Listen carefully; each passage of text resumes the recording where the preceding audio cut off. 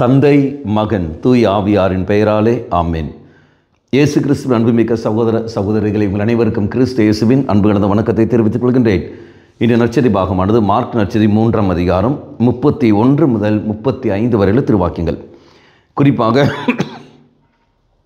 32வது வாக்கியம். அவரை சூழ்ந்து மக்கள் கூட்டம் அமர்ந்து இருந்தது.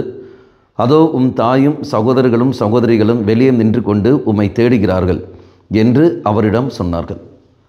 மக்களை நாம் பார்க்கின்றோம், இங்கு குடும்ப அங்கத்தினர்கள் தேடுகிறார்கள்.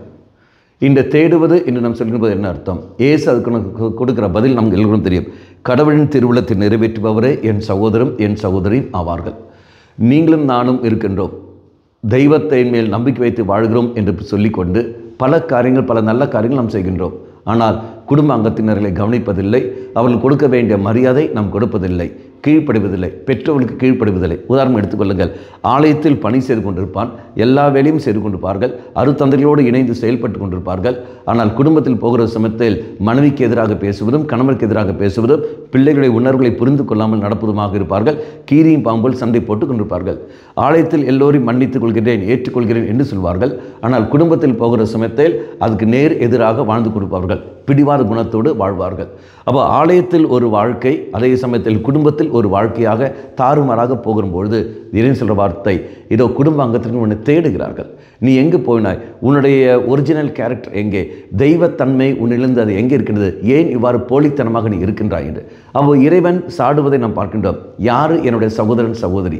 எப்படி இருக்க வேண்டும்? கடவுளுடைய குடும்பத்தில் சேர்ந்தவர்கள், கடவுளுடைய குடும்பத்தில் ஒரு அங்கத்தினர்களாக இருக்க வேண்டியவர்கள் இறைவனுடைய திருவுளத்தை நிறைவேற்றுபவர்களாக இருக்க வேண்டும். அப்படி என்றால் அவன் ஆலயத்திலும் சரி குடும்பத்திலும் சரி இறைவனுக்கு ஏற்ற ஒரு வாழ்க்கை வாழ்பவன் நபராக இருக்க வேண்டும். அவர்கள் கீழ்ப்படிந்துள்ள நபராக இருக்க வேண்டும். குடும்ப அங்கத்தினர்களை புரிந்து கொண்டு அன்பு செய்து வாழ்கிற மகளாக இருக்க வேண்டும். விட்டு கொடுத்து அனுசரித்து அன்பு செய்து வாழ்கின்ற மகனாக மகளாக அவர்கள் இருக்க வேண்டும். இதுதான் தெய்வம் விரும்புகிற ஒரு வாழ்க்கை. நாம் எப்படி வாழ்ந்து கொண்டிருக்கின்றோம்? நம்முடைய வாழ்க்கை எப்படி இருக்கின்றது? குடும்பத்தில் ஒரு இடம், குடும்பத்தில் ஒரு விதமான ஒரு சூழல், அதே சமயத்தில் வேலை செய்கிற இடத்தில் ஒரு சூழல், அதே மாதிரி ஆலயத்தில் வருகின்ற போது ஒரு சூழல். இந்த 3 இடங்களிலும் நாம் வெவ்வேறு முகங்களாக நாம் வாழ்ந்து கொண்டிருக்கிறோம் என்றால் மக்களை நாம் செய்வது தவறாக இருப்பது பாவமாக மாறும். கண்களை மூடிக்கொள்ளுங்கள். நல்லவனாய தெய்வமே, இதோ என்னுடைய சூழலுக்கு ஏற்றபடி நான் வாழ்ந்து கொண்டு வருகின்றேன்.